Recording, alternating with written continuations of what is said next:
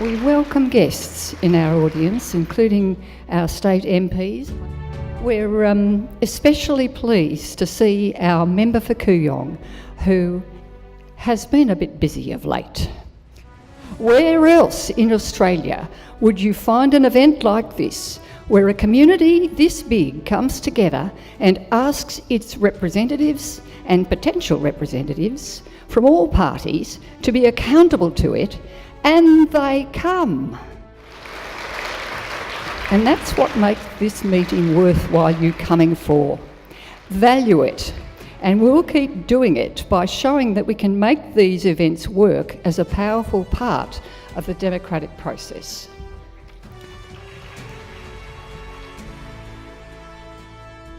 We are now reaching the point when shouting has become necessary because we're facing a climate crisis which is still being treated like a pimple on a pumpkin, applying makeup rather than cutting deep to the core of the problem. We know that the planet doesn't understand politics. Different government policies are not what the planet notices. It responds only to changed atmosphere. Why it is that we cannot find a way for all of us who live here to work in agreed ways to reduce emissions to save this planet is beyond me. The IPCC is trying to gather some fundamental international agreement, but back here at the ranch, we struggle for any acknowledgement that this issue is bigger than party politics. Lighter Footprints has pressed political parties to seek common ground for years. We have been spectacularly unsuccessful. So we're here tonight recognising that there are significant differences between our major parties' approaches to climate change, something which has meant we have spent the last decade taking one step forward and 2 steps back, while we watch the planet deteriorate. Perhaps it could be that those who stand apart from warring parties as independents are the ones who can point the ways forward for all of us. This is for you to judge tonight.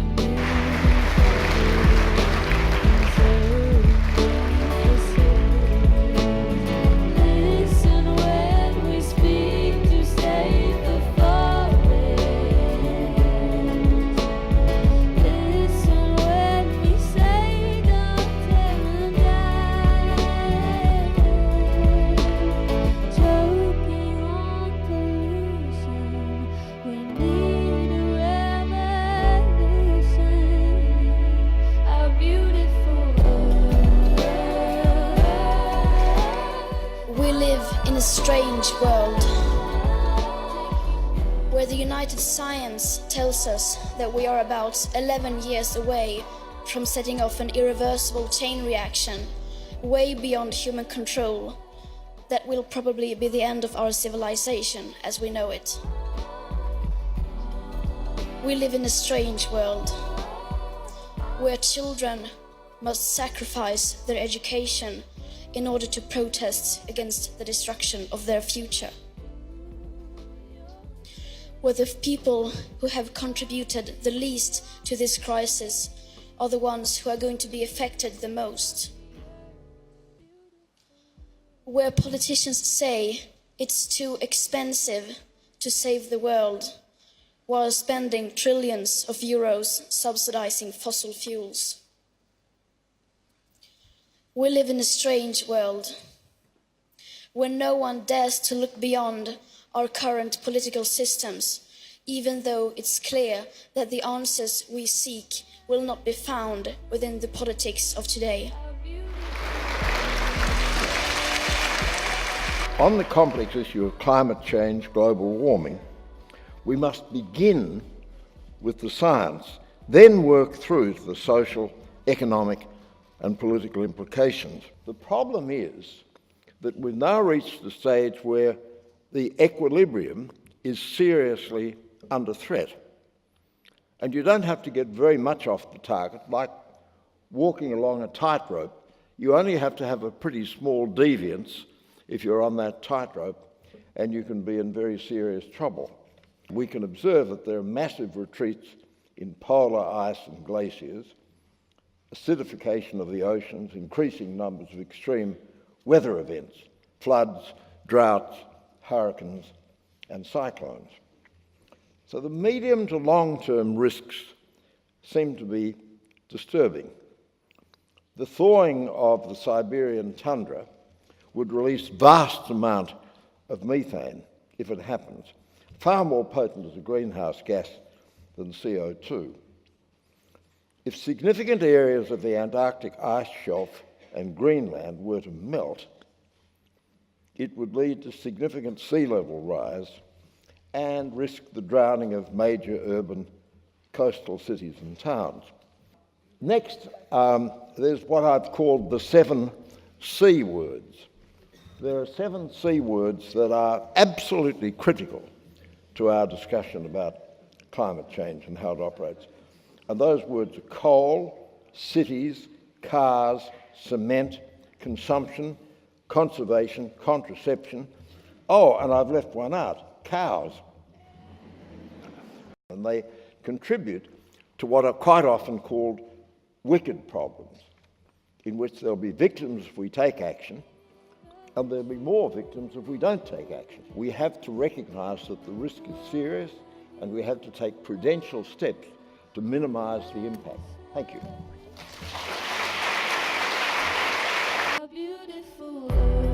Stop burning coal and gas. We urgently need to transition to renewables, low emissions, reliable and affordable. Disinformation, half-truths and lies have absolutely no place in our democracy. We've been subjected to a lack of transparency about climate change, renewables, job estimates and Adani, good Lord. The pre-election party rhetoric, quite frankly, is simply too little, too late. And therefore the challenge of real action remains, and that's why I'm standing as an independent.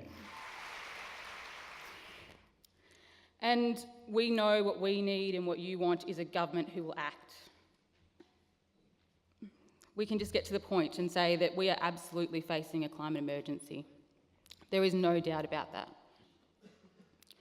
And I hear the Australian people and the people in this room who really want concrete policies to solve the problem. We need to make sure that we look after the workers who have kept our lights on and they transition into industries where they can continue to keep our lights on, but hopefully in a renewable future. We've got a record of a series of hot summers, bushfires, floods, extinctions, extreme droughts, heat waves and so on. Everyone knows it. And yet the current government has chosen to do nothing at all about it. We have known about this for more than 1.5 centuries and we've done nothing.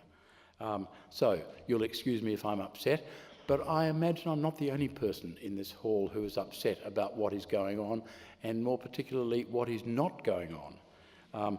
Unfortunately,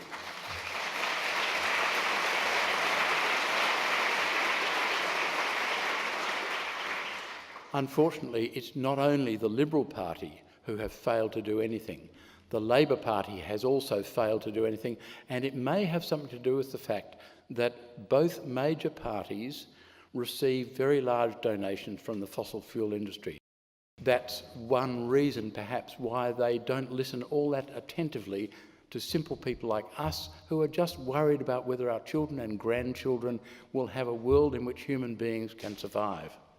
Now, big donations lead to big influence. That instead of managing a transition away from mining, exporting and burning coal, they're backing it. Now, coal is the major source of carbon pollution and therefore a major driver of climate change. And if you don't have a plan to phase out coal, you don't have a plan to deal with climate change.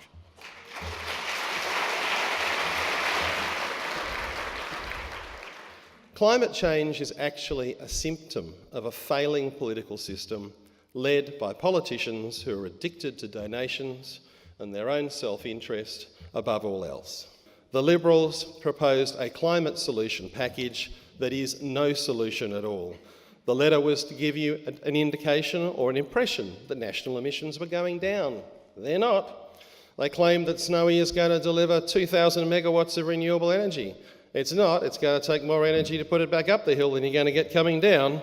He'll claim that there's record investment in renewables under this government, and it's only occurred as a result of the renewable energy target, a policy this government wanted to abolish. He'll then claim lots of climate action is being taken under this government in the name of the CEFC and ARENA, two entities that they tried to abolish twice. He will totally ignore the actual emissions, but instead references to the difference between forecast emissions and per capita emissions. Well, simply, if actual emissions are rising, you're not likely to hit a lower target, are you? We understand the costs, and we understand that the transition to clean energy future is far less expensive than failing to act. So, with the greatest respect to our hard-working current member for Kooyong, I do question his moral compass that seems to spin between pleasing big donors and internal factions whilst sacrificing your future to protect his own. We won't have anything to govern if we don't address climate change properly. Okay, so I'm saying yes and no, and I'm basically sort of saying that we need to actually have an integrated response, to have our coal-based industry devolved in a responsible manner. Okay, so really, you know, as a strategist, we know industries come to the end of their life cycle, and I really do believe this has happened with this particular industry. We want to also be a world leader in natural disaster risk management, because we can see now that the climate is leading to all sorts of extremes. So really, disruption is happening. So I think we need to sort of get to it, where we're using new technology in regional areas which are reinvigorated and on the cutting edge to identify what we need in the future and roll those out in the city and do some serious retrofitting. Can I start by saying climate change is real? We need to be guided by the scientists, and we need to be part of a global solution. And that's why the coalition government signed and ratified the Paris Agreement, joining 195 countries that are signatories and 185 countries that ratified. We adopted a 26 to 28% reduction target by 2030 on 2005 levels. In particular, the Emissions Reduction Fund has contracted for about 192 million tonnes of abatement at an average cost of about $12 a tonne, which is a very competitive price. And so there's a whole range of policies and initiatives, both domestically and internationally, which has brought us to where we are. Our emissions have come down by 11.5% from 2005 levels. We have met our first Kyoto target. We're on track to easily beat our 2020 target. We have to be part of a global solution, but we also have to bear in mind that that needs to be done in the most cost-effective and managed way.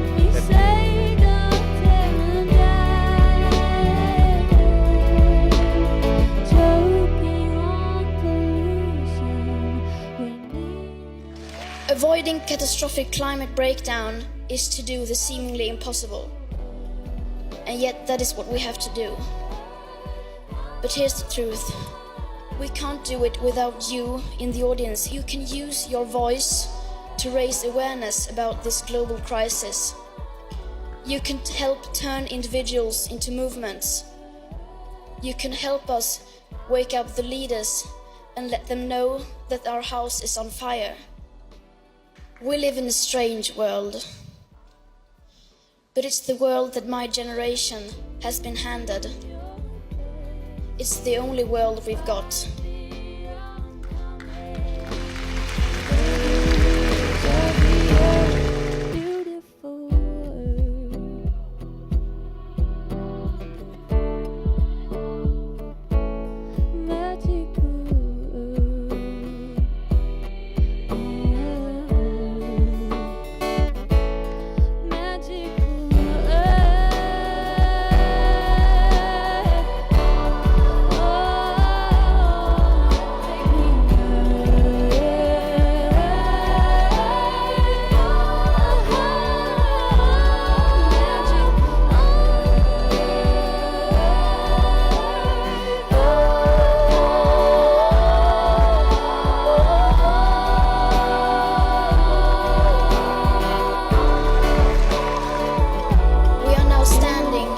crossroads in history. We are failing, but we have not yet failed. There is still time to fix this. It's up to us. Thank you.